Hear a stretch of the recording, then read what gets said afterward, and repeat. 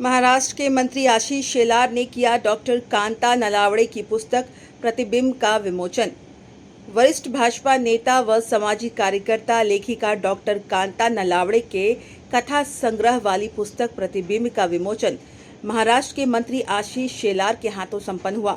रविंद्र नाट्य गृह में आयोजित इस विमोचन कार्यक्रम में राजनीति, सामाजिक और साहित्य सभी क्षेत्रों की हस्तियां मौजूद थी। डॉक्टर कांता नलावड़े को उनके राजनीति और सामाजिक यात्रा के दौरान उन्हें कई महिलाओं के अचीवमेंट से लेकर व्यथा तक का अनुभव हुआ। उनमें से कुछ चुनिंदा महिलाओं की कथा को उन्होंने प्रतिबिंब के रूप में पुस्तक पर उतारा है। प्रतिबिंब या कथा संग्रहाच्या प्रकाशन सोहळ्याला उपस्थित असलेल्या ज्येष्ठ लेखिका संपादिका मोनिकाताई गजेंद्र गडकरजी, सन्माननीय जयराज साळगावकरजी, या ठिकाणी ज्यांच्या प्रेमाखातर आणि पुस्तक प्रकाशनासाठी आपण आलो तशा कांताताई आणि उपस्थित बंधू भगिनी आणि माता, आणि मग समाजातील आजच्या परिस्थितीचं मराठीमध्ये, रूढ मराठीमध्ये रिफ्लेक्शन म्हणजेच प्रतिबिंब. हे प्रतिबिंब आपल्याला या पुस्तकाचं टायटल नाही पण या कथांमधला दिसतं आणि तोच खऱ्या अर्थाने आपल्या आत्मचिंतनाचा विषय. आजची कालची उदाहरणं तर डोळ्यासमोर असतील पण असंख्य उदाहरणं ही माहीत नाही. कुठल्या वर्तमानपत्रामध्ये मथळे भरलेले नाहीत. अशी असंख्य उदाहरणं आहेत की ज्यामध्ये माझ्या भगिनींची मीडिया ट्रायल त्यांच्या विषयावर म्हणा किंवा मीडियावर चर्चा सुद्धा झाली नाही.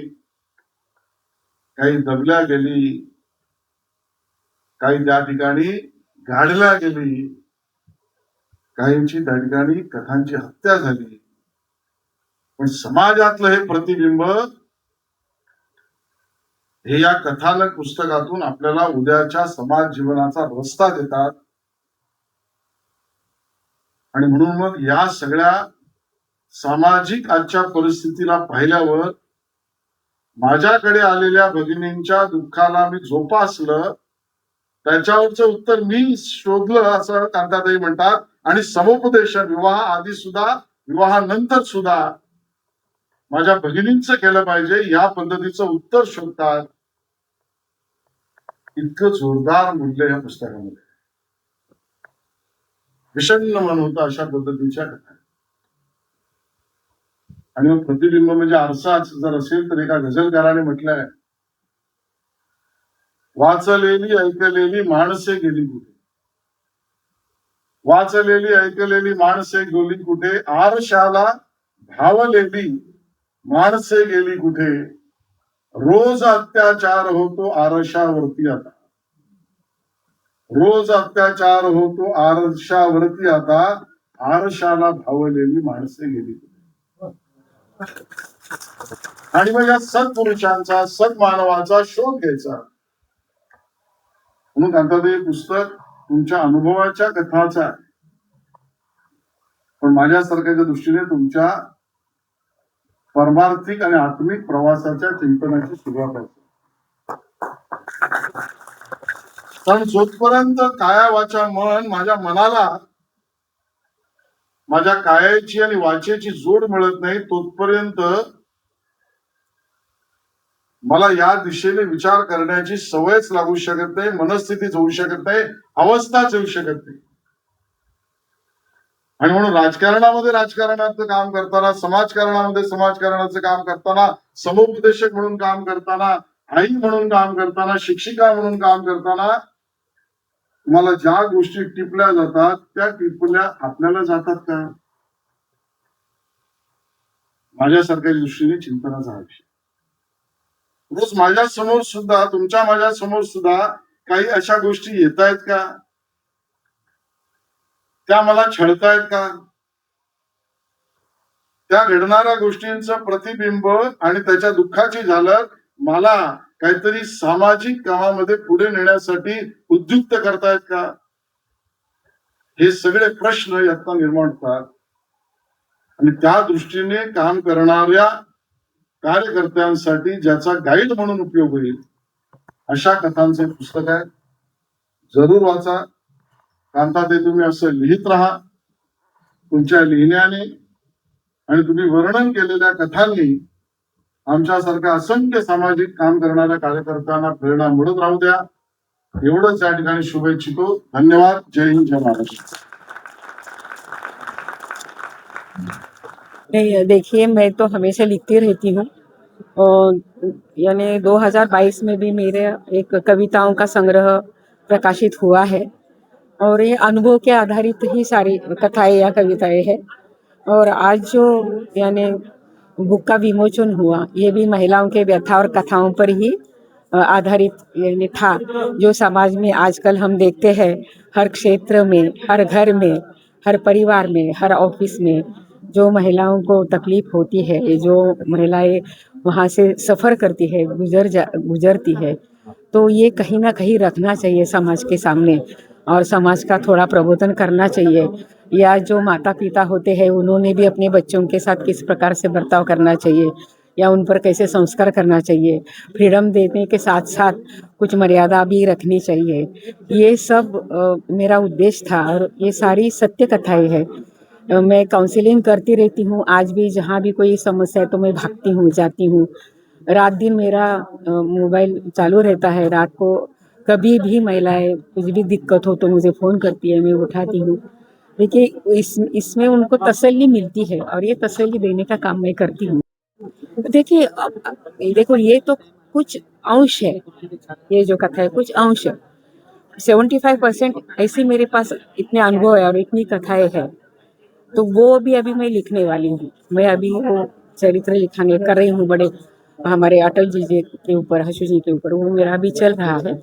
लेकिन ये समाज में आजकल ज़्यादा हो रहा है और समाज माध्यम जो है आपका ये सारा, उसके कारण समाज के सामने आ रहा है। पहले तो नहीं आता था, लोगों को पता नहीं चलता था, लेकिन आज समाज के सामने आ रहा है।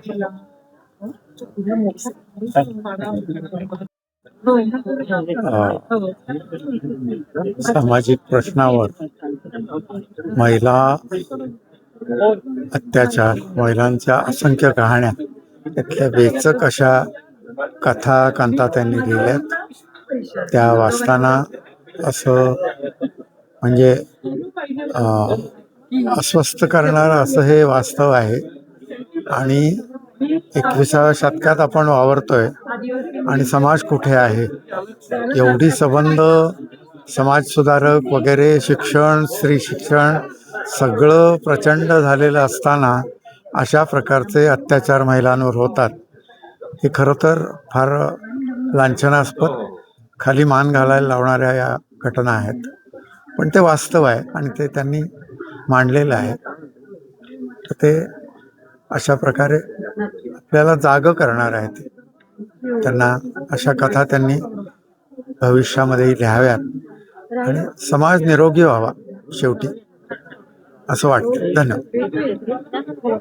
देखिए, हमारी कांता ताई ने इतने सालों के अनुभव का जो निचोड़ है, महिलाओं से उनकी व्यथा के बारे में जो भी उन्होंने अनुभव किया इतने सालों में, उसको इस पुस्तक के रूप में, प्रतिबिंब के रूप में उतारा है। आशीष शेलार जी ने वही कहा कि बिना संवेदना के ये चीज़ हो नहीं सकती, और हमारी ताई संवेदनशील है। उन्होंने उन स्त्रियों की, उनमें एक किन्नर भी है, तो उनकी व्यथा को जाना और उन कहानियों को इस पुस्तक के रूप में उतारा, और बहुत ही अच्छी पुस्तक लिखी है। हमारी कांता ताई तो अनुभवी है ही, PhD किया है उन्होंने, डॉक्टर कांता ताई नलावड़े। तो हम सभी उनको शुभेच्छा देते हैं कि इसी तरह वो पुस्तकें लिखती रहे। पहले भी उनकी 2-3 पुस्तकें प्रकाशित हो चुकी है, और आशीष जी ने यहाँ पर आकर जो मान बढ़ाया, उनके लिए हम कृतज्ञ हैं। राजनीतिज्ञ रही हैं, जिंदगी भर पॉलिटिशियन रही हैं, दिल्ली में काम किया है, लेकिन आज का विषय वो नहीं।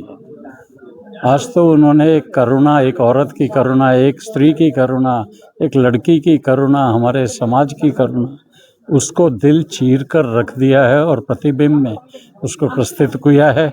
और उन्होंने हमारी चेतना को झंझोड़ा है, हमारी आत्मा को झंझोड़ा है, ताकि हम सब सक्रिय हों, इस बात के ऊपर मंथन करें कि समाज में आज इतनी आधुनिकता होने के बावजूद क्या हो रहा है, और क्या हमारा न्याय प्रणाली औरतों को वो स्थान दे पा रहा है।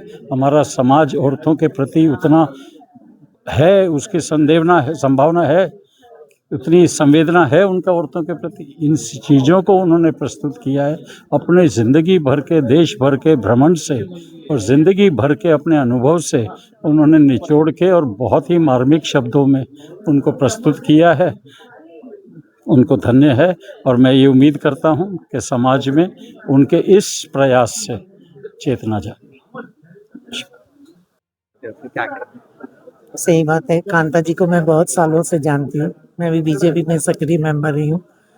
वो बहुत देश में हर जगह पे प्रवास करती रही हैं, और सही बात है, अब जो उनकी एज है, तब से लेके जब वो बहुत छोटी थी तभी से वो इसी फील्ड में है, तो इतनी महिलाओं से मिलना जुलना, उनके अनुभव के अंदर एक बहुत बड़ा खजाना था। और महिलाओं की व्यथा वो आज, भले हम किसी जमाने में चले गए हो, तो कितनी भी साइंस तरक्की किया, AI हो गया, लेकिन महिलाओं की व्यथा हम देख रहे हैं आजकल जो हो रहा है महिलाओं पर, वो देख रहे हैं। तो ये बहुत अच्छा विचार है, क्योंकि साहित्य समाज का दर्पण होता है। साहित्य के माध्यम से जो संदेश जाता है वो बहुत हमें दिल तक जाता है। हम पिक्चर में देखते हैं ये चीज़ें, भूल जाते हैं, लेकिन जो बुक में चीज़ लिखी होती है, जो हम पढ़ते हैं, वो हमारे अंदर जाती है। तो मैं यही चाहती हूँ कि और आजकल क्या है, बुक्स पढ़ने का ट्रेंड कम हो रहा है, वो गलत है। हमें चाहिए हम भी बुक्स पढ़ें, बच्चों को भी आदत डालें, क्योंकि इसी से समाज को एक क्रांति आती है। देखो, आज़ादी के टाइम भी लेखकों ने बहुत बड़ा रोल किया था, तो आज के समय भी हमें चाहिए स्त्री की हम व्यथा समझे और उसको दूर करने का हम प्रयत्न करें। कांता ताई ने बहुत अच्छा काम किया, मैं उनको शुभकामनाएं देती हूँ। धन्यवाद, थैंक यू।